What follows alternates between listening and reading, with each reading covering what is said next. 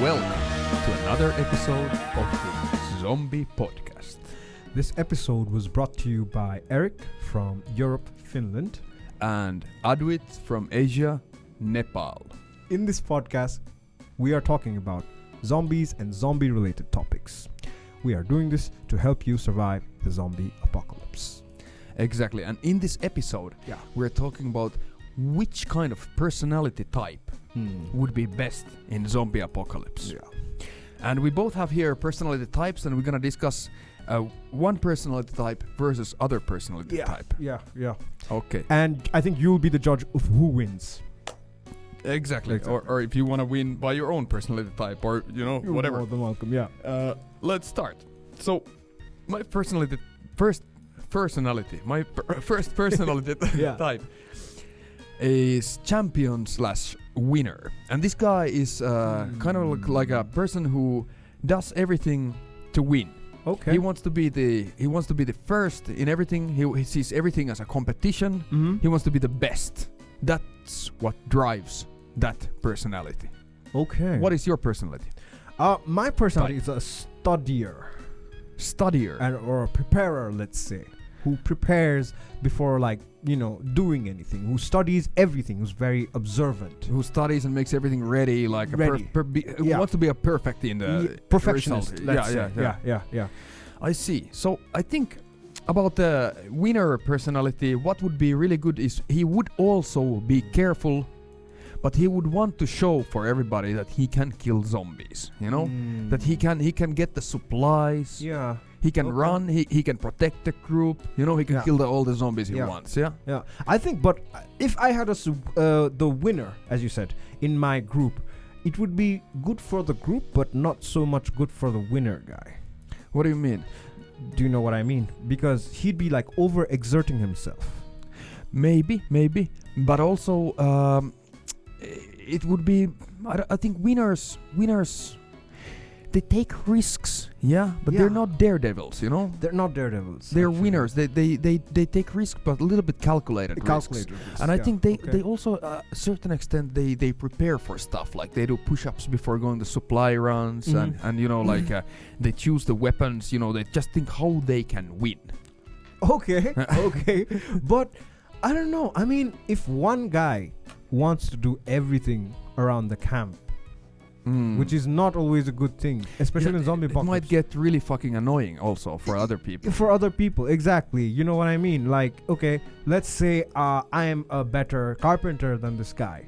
Yeah. But then he's a fucking competitor. He wants to just compete and fucking win. Yeah. Yeah. It fucking gets annoying if it's like exactly. Like for example, if there's somebody like plumbing engineer in our group, and we have to go through manhole covers to infiltrate some place or something like this. And this guy really knows what he's doing with this manhole cover business, But this winner wants to show everybody that he's the winner. So just no matter what, he doesn't know fucking anything about any sort of manhole covers. Yeah. He just still thinks that he can somehow win this also. And even if it's not a competition, it's like a matter of survival, And nobody else cares. That would be the problem with this situation. Exactly, the winner guy, I wouldn't want the winner guy in my group at all. I would rather than giving one person all the work to be done, I think I'd share the load. Do you know what I mean? Yeah, I think so. It would be a teamwork to survive the zombie apocalypse. Yeah, I don't know. What do you think? What do you think? On the other hand, if there's many winners in this group, everything would be a competition and stuff would become really effective. You make a firewood or something. Yeah. You have a camp, you make a firewood, and this firewood just almost chop itself, because these winners would just fucking, who wins the firewood competition, right? Yeah. I think if there are 2 or 3 more people winners in my group, I think that would be pretty fucking nice, actually. Yeah, who kills more zombies? They would be the guys who calculate, 1 zombies, 2 zombies killed, and put the ears in there, other than being annoying, but I think that'd be pretty much a lot of help because they would volunteer to do everything around. You know what I mean? I think because they want to win, right? Exactly, and the other people could have a laid-back life in the zombie apocalypse. You know what I mean? Yeah. They would give more laid-backness for the group, right? But it would be annoying, someone always trying to get approval and gain everybody's attention. It's a competition. I think this they don't live for the attention. Okay. They live only for certain kind of attention, you know? Okay, how about the studier, preparer? So studier is like this guy, in my opinion, who's like very well observant, you know? He observes and plans everything. He studies for like 2 weeks before he takes the risk, you know? Exactly. He doesn't want to take the risk without knowing every possible fucking angle. He's a perfectionist. And I think that would be a really good in zombie apocalypse, because this guy could, you know, like let's say we have a mission, we have to go and get some supplies, you know? Or we have to, there's a guns in some shop, and that shop is zombie infested completely. And you know, there's really no easy way in or easy way out. And we have time, we have all the time in the world to think about how do we get these guns. You know, in that kind of situation, it would be really good that there is a preparer or studier in the group, because he would study, he would look at the drawings, he would look at the strengths and weaknesses of everybody, he would look at every possible aspect before he makes a strategy. And I think I just thought about this. So if there is a combination between with a studier and a winner, I think that would be like a pretty sick combination, you know, because the winner could always win, because this guy is a perfectionist, you know. He prepares, like overly prepares for everything. Yeah. You know what I mean? If there would be combinations, this would be really easy. But usually there's, of course there's some sort of combinations in people. No, not about people. What I mean is, like, if I have a studier and a winner in the group. Yeah. Oh, I see. That's what I'm talking about. Not in one person. And of course, people are combinations of these things. Nobody's so black and white, right? But let's keep it that way for the sake of conversation. Right? So the preparer's good side would be that the studier prepares that he would make a perfection. Any bad sides? Bad side would be that these guys maybe wouldn't take so much action, you know, like if there is no all the time in the world, right? Like there's zombies are coming, we're trapped in somewhere, and they're fucking coming. There's no time for preparing, you know? But like fucking, this is some zombie apocalypse, you know? I'd rather be safe and not take any action rather than take action and not be safe. Yeah, but sometimes, because of the nature of the conflict, there's no choice but to take action, right? Let's say we are trapped in here. This building where we are is 4-floor building, right? Okay. Zombies are already in the first floor, and the door is breaking soon. In this situation, the preparer, the studier, would be quite useless, because he needs his time to study and prepare. And if we have, like, let's say 5 minutes, and if you don't do something, everybody will die. Yeah? Okay. In this situation, that would be kind of bad habit to start preparing something, because you're not used to making quick decisions, right? And especially in the zombie apocalypse, you have to make quick decisions all the time. Okay. I give you that one, actually. Yeah, you're right, actually. I agree with you, that one. So there would be a situation where this studier, if there would be time to make a strategy, that would be really good. But if there wouldn't, that would be really bad. In the beginning, I think he would be at a disadvantage, because you need to make like really quick decisions, and you're super fucking confused. I mean, no matter how much you prepare, you're not prepared for the zombie apocalypse. Do you know what I mean? Any normal. But when the society starts to form itself again, you know, then the preparer would be shining. I think, he would be like a leader, or like maybe right hand of the leader. Definitely. All right, then next one. What do you got? I got an idealist. Idealist. I got a doer. Spontaneous doer. Okay, a man of action. Okay, that's cool. Okay, so what is idealist, Adwit? So idealist is basically, let's just say, the opposite of a doer, right opposite of yours, right? Idealist, you got a man of action. Idealist is rather like who lives in his own fantasies, who has his own theories about everything. You don't know what I mean? Oh, really? Like a philosopher kind of a guy. Is that idealist? I think so. I think idealists are, in my opinion. Like Rick in Walking Dead is, in my opinion, like the main guy of Walking Dead show is very idealist kind of guy. Okay. At least in the beginning of the show. You know, he even wears this police uniform during that like first 2 episodes or first 2 seasons or something. Okay. Because he still like believes in this ideals of society and this kind of stuff, you know? Okay. And he's pretty action taker also. He is pretty action taker, but what I'm talking about is like this unreal, like in my opinion, idealists are unreal people. They always like have this like own philosophy, like this unreal philosophy, very utopic, like perfection. Exactly. Yeah. I understand what you mean. Like, like as if everybody would be the same. You know, like they try to make some. Okay, this is a perfect way of living, and it works for everybody. Yeah. That kind of idealist. But that can never happen. Yeah. Do you know what I mean? But the good side of idealist in a zombie apocalypse would be that they very often are the people who give hope for other people. You know that you know there's something in the horizon worth living for.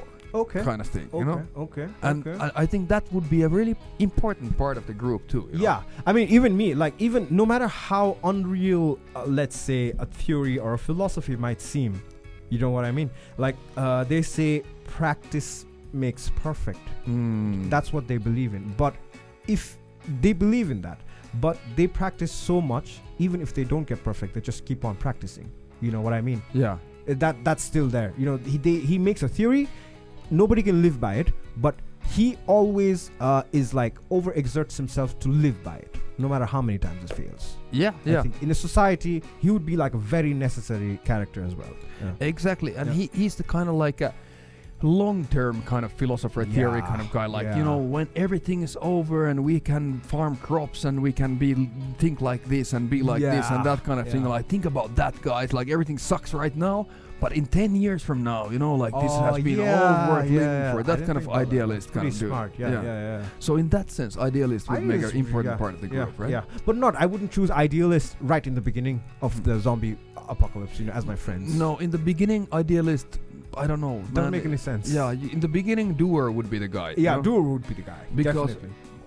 What I got here against the idealist is a doer, spontaneous kind of guy who doesn't think much. I think you and me both are very kind of doer kind of guys, you know, in reality.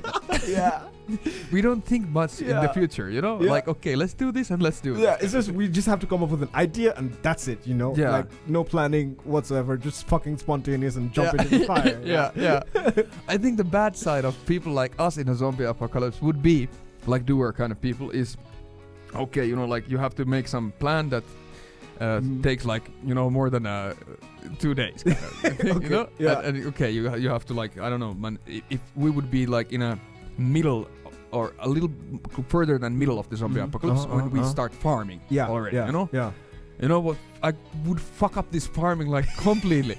If somebody tell me, okay, you know, dig a hole or something, okay, that can be done, you know, immediately right now.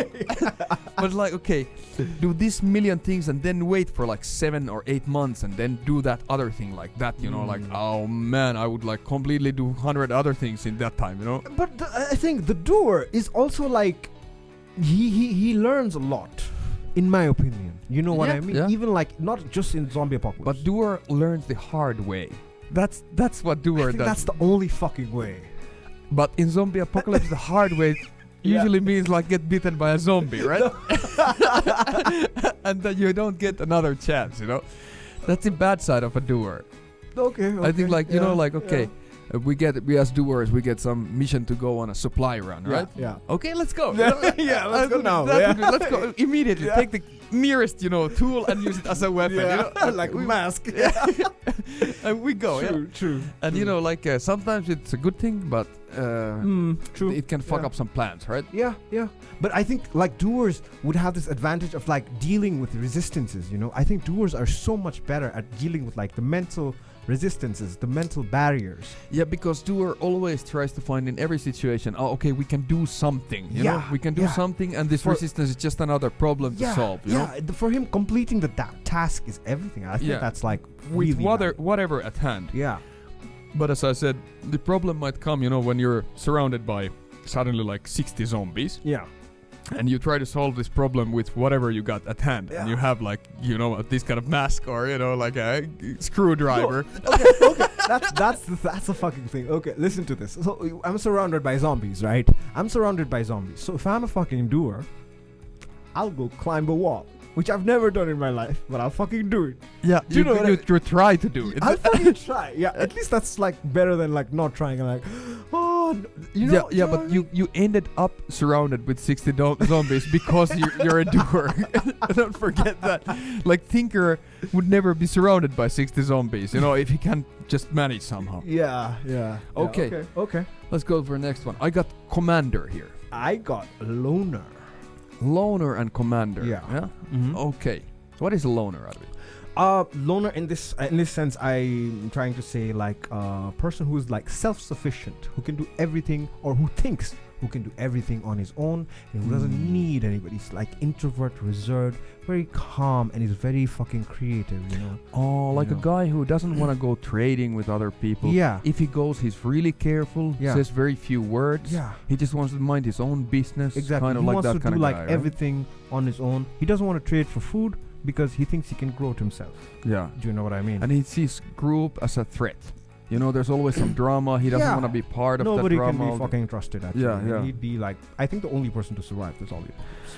I don't think so. On the other hand, the power is in numbers. You know, you can't say that loner would survive the zombie apocalypse, but he would have his own kind of chance. Do you know what I mean? Okay. Mm-hmm. I think he would have a really good chance. You know, if loner is kind of like a survivor, kind of survivalist kind of guy who has like this kind of skills to make fire in the woods and this kind of stuff. Yeah. But if he gets attacked by 10 zombies, he would be fucked because he doesn't have a group. Well, if you do have a group, you are more at a chance of being attacked by zombies, in my view, because you are slower with a group than when you're alone. You're right. I think in the countryside, loner would do it. Yeah. Better. Yeah. Countryside where he's got like plenty of freedom to do whatever the fuck he wants. Yeah. You know, he's got plenty of tools. City, you can get trapped so easily, though. Yeah. Even a group can be trapped. Do you know what I mean? Even a fucking group can be trapped. Yeah, it can be trapped, but group can fight. Loner cannot really fight. Loner can hide. You can hide, but you cannot really fight. If you're trapped, you cannot fight. That's the bad side of a loner. If you're not trapped, you can escape very easily and you can, manage yourself, alright? But if you're attacked by a fuckload of zombies, you're fucked, yeah? Completely fucked. Listen to this. If a fuckload of zombies attack us in this room and we fucking close the door and we fucking barricade it, because we have like cupboards and everything, we have like a lot of equipment. That's what a loner would do. He would secure himself. He wouldn't be trapped. He would be trapped, but he would be secured. Secured until he's hungry. He has to go to supplies and then he's fucked by himself.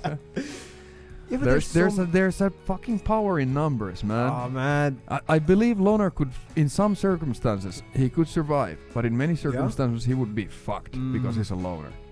I don't know, man. I believe in teamwork, man. I fucking believe in like lone wolf kind of a character. I think that's really fucking cool. Yeah. Oh yeah? Yeah. Cool maybe, but maybe it would be zombie pretty soon. Yeah? Cool zombie. Okay, how about the duo? The loner versus commander. Yeah. Commander is a kind of a guy who always tries to take the lead. He doesn't sit around. Yeah. He sees power in numbers for sure. Yeah. Without numbers, commander is nothing. Yeah? Okay. There's nobody to command. Okay. Okay. He sees how people are kind of assets. That kind of guy, Yeah. He tries to see the strengths of everybody. Okay, you're in this kind of position, you're in this kind of position. Okay, with this combination of people, we can do this kind of things. And then he tries to command what the people should do. Yeah. Okay. I think it can be a good thing. I think a lot of people, they kind of need a commander because you have to take fast decisions. And in a group, if they start to vote, for example, you're fucked. Yeah, you don't have time to vote. That's the thing. Okay, in the beginning, obviously, most people, let's say, can't make the decision. They're not very decisive. But later on, the commander can be someone like the governor. The commander will have his own ideas. And then he can turn into a dictator from a commander. Definitely. That's the downside of a commander. By governor, you mean the governor in Walking Dead. In the Walking Dead, villain of the 4th season. I think that's very true that things can go fucked if the commander has some bad ideas or like his own ideas. That can. I think generally, if the commander is run by his own superiority or how the people reflect. How he sees himself, if he just wants to be higher and higher and more powerful, and that's why he's a commander. I think that can go fucked really easily. Yeah, it can. I think that's how I view commanders, because I chose a loner because I'm not a commander kind of a guy. You know what I mean? I think I've never tried this, but I'm not a leader kind of a guy. like gather people around. I don't like, tell them to do this, do that, just do whatever the fuck you want. Let me do whatever the fuck I want. That's the kind of person I am. You know what I mean? That's why this loner, I think loner would survive against the commander, because, okay, commander might survive. Okay, let's say the commander survives. He has strength in numbers and everything. But later on, people might get sick of the commanding. That's true, and usually in many societies they do, like actually. Yeah, you might turn up dead, Yeah, but loner wouldn't do anything good for anybody.